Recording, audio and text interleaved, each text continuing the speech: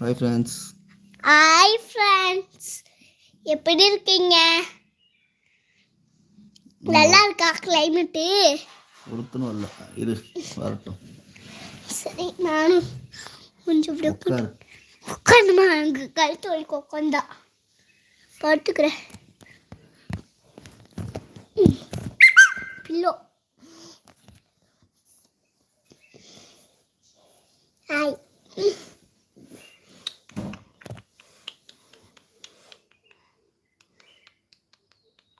என்ன பையன் எப்படி தெரியுது?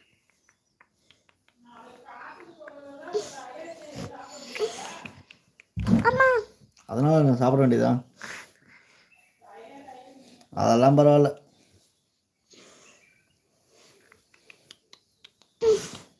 அப்பா அண்ணா கடி கொஞ்சம் இழுத்து விடுங்கப்பா.